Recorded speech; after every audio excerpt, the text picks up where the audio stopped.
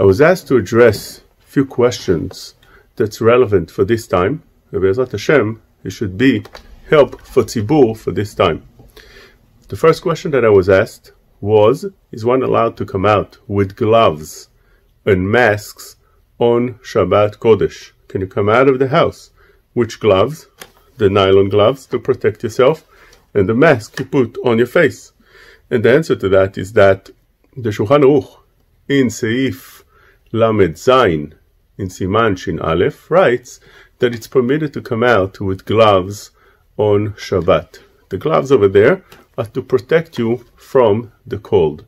But the reason the Shulchan Aruch permits is because it's derech malbush, which means you wear it over your fingers, over your hand, and something you wear over your hand is permitted to come out on Shabbat. Although he brings over there those that are machmir, and many people like to take that chumrah on Shabbat, but definitely when we come to protect one's health and to wear those gloves in order to make sure that you are not infected by the virus, one is permitted to come out with them, wearing them on Shabbat. Second thing is the mask. The mask you wear over the face is something that is called tachshit, which means the definition of tachshit is anything that comes to benefit the body in any way. And therefore, over here we found few times in Siman Shin Aleph that whenever you wear something to protect the body, that's permitted as long as it's worn in such a way that would not fall down. And the chashash is if it falls down, you might carry it and walk with it. But over here, since you wear it over the face and it's held tightly, it's not likely to fall, such a thing would be permitted. Next question is, one who lost sense of taste, does he say bracha rishona for food? So in that, we found the machloket. The Sefer Chaim LeMaharash Kluger brings down that if one eats a raw egg, he should not say bracha. Why? Because it doesn't benefit from eating that egg. The reason is eating that raw egg, sometimes it helps a chazan say his chazanut much better. But since he doesn't have any benefit from it, and the halacha is that it's called birkot hanehenim, you have to be neheneh from it, then you only can say the bracha. Says Rav Shlomo Kluger that one doesn't need to say bracha. Same thing by the Chavot Yair. But the Chida writes in Machzik Bracha that one should say bracha because this is something that's considered food, and since you're eating it in a way that the body gets benefit from it, even though maybe you're not enjoying the taste, but the body enjoys the fact that you're eating such an egg, that's something that requires bracha. Same thing by us. Since you're eating that food, although you're not tasting anything right now because you're not feeling well, but you have a benefit from it, the body gets the nourishments from it, and you're also eating something that's considered food, because of that, one should say bracha. Same thing, the Piskei Tshuvot is posek on this halacha. The next question is, when you say bracha on Havdalah, you come across the bracha of Besamim. How one should say the bracha of Besamim if he lost sense of smell?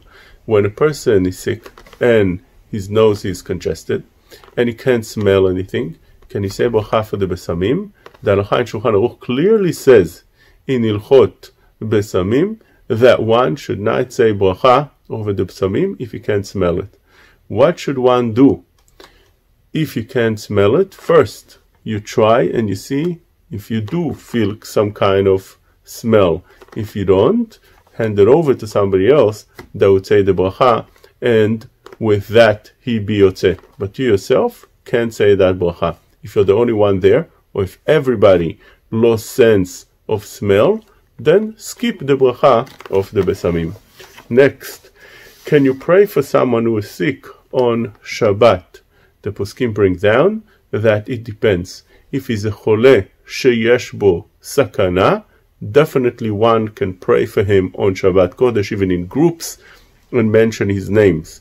But if it's a chole she'en bo sakana, you can't pray for him mentioning his name, or with groups, you just could say Tehillim without mentioning his name, and without doing it in a public way, because then they lose the enjoyment of Shabbat. It's called Onek Shabbat when you think about a sick person.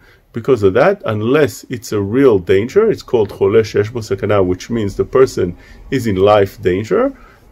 If not so, one should not say the prayer in public and use his name. Rather, he could say Tehillim just like he would say on regular Shabbat, thinking that it's for him. Next question on the list. Can one use Purell on Shabbat? The answer is that Purell on Shabbat is permitted because it's liquidy. Anything that's not thick, like you have cream that is thick and you rub it around your head, would be permitted. Something that is thick is not allowed to rub around your hand unless you really have a great need for it. What's the difference between something that is thick and not? If you pour it and it pours like liquid, let's say you put it on a plate and it spreads out like liquid, that is called liquidy, and that will be permitted to use on Shabbat. For the same question we would have on a soap. You have bar, that is a soap. Can you use that on Shabbat? The answer is try to avoid that. Why? Because first of all, it's called memachek. Every time you're using it, you're smoothing the surface of the bar. That is one of the reasons the poskim don't allow. Secondly, the Rama brings also the isur of molid. Every time you're using it, you're making bubbles out of that soap, and that's not permitted. Chacham Ovadia argues on that, and he says that since the Rama didn't bring the first reason that you're rubbing and you're smoothing the bar, that would be something that's not asur. And even the second reason he argues, Chacham Ovadia, and he says that since the bubble you're making is not something edible, it's not asur because of molid, since the Gemara brings down only something that is edible, seems like, and therefore Chacham Ovadia says using a bar soap would be permitted, but it's better to avoid if one doesn't need to. And therefore, Chacham Ovadia says that if you're home and you can use liquid soap, that's the way you should do it. That's much better. But a doctor in a hospital, a nurse in a hospital, somebody that's really doesn't have liquid soap, and he came outside, and today it's very important to keep your hand clean and use soap for that, one would be permitted, says Chacham Ovadia, to use a bar soap if you don't have again that liquid soap. Next question on the list. Is one allowed to use thermometer on Shabbat? There are two different thermometers. There's one that's electric and that one that is not. The electric one should be avoided unless a person really is in a danger. Then you're allowed to use such a thing. Turn it on b'shinui, not straight with your finger. Rather, maybe use one of your knuckles to turn it on, and that will be permitted for somebody that might be in a danger. But in a place that you're just trying to check if somebody has temperature, it's not danger in any way, it's much better to use the one that is not electric. That's permitted to use. You can take down the level on the thermometer by pushing it in any way. Usually you just tap on it and it goes down. Or in any other way, if you need to rub it with some kind of oil will be permitted to put on it. If you put cream, you can put cream, but don't just rub it on it. And the reason, because we explained before, using cream and rubbing on it is asur. Rather, you can just put a little bit, dab on it a little bit, and let it smear by itself. Next question is, can one use Zoom for minyanim? Now that everybody's home, you want to join together to make a minyan. It doesn't help to join few people together through Zoom, because all people have to be in the same room in order to have a minyan. What you could do is, if you have a minyan somewhere, sometimes you have a house that it's a large family, and over there they have a minyan, just the boys and the father together can form a minyan. If that is the case, you can make Zoom to be mitzaref with them according to the Rav Yitzchak Yosef, that permits being mitzaref to a minyan in such a way. Others argue and they say that one should not be mitzaref to a minyan. Rather, there's a question, can you answer amen or you can't answer amen to such a minyan? According to Chacham Ovadia, one is allowed to answer amen, but he's not necessarily mitzaref to a minyan. On that he didn't speak. But Rav Or Letzion says that you can't even answer amen because there might be interruptions on the way, like Avodah Zarah, a church or something like that, that because of that you can't answer amen, there's no connection.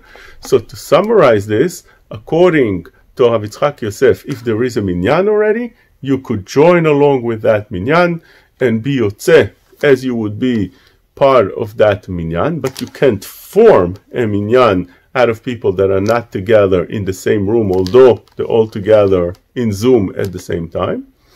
Can you answer amen to brachot in such a place, or brachot generally? Chacham Ovadia says yes, and the Or Letzion says no. Next question is, interesting question. A person I know, he says that he does not want to take caution from getting infected because he believes that Mashiach is coming any day, and because of that he has nothing to worry about. Even if he gets infected, he's just going to take a couple of days until Mashiach come. Is that the right approach? Well, Rav Yitzchak Zilberstein brings such a thing in Shiurim Lerofim. He brings an Oda B'Yehuda that was asked by somebody that bought a plot of burial place, and a person was buried there, but that plot was there only for 150 years. The family asked if they should buy a separate burial place for the niftar and move him from that plot that anyway is there only for 150 years and would not be able to be used afterwards, and put him on a place that would be there permanently. Says the Oda B'Yehuda, we don't have to worry about it. Mashiach might be coming until then, and one should not disturb the dead. When Rav Yitzchak Zilberstein presented this to Harav Eliashiv, Harav Eliashiv says that one should make a differentiation between this case and a case of somebody who's sick and must take care of himself and should not say, maybe Mashiach would come and I don't want to take care of myself. The question that was asked by Rav Yitzchak Zilberstein was if such a person that became sick and he needed a certain medication and procedure, that he refused because he said Mashiach would come any moment, any day, and he's not taking care of himself, and the doctors warned him that if he would not take care of himself, eventually he would not make it.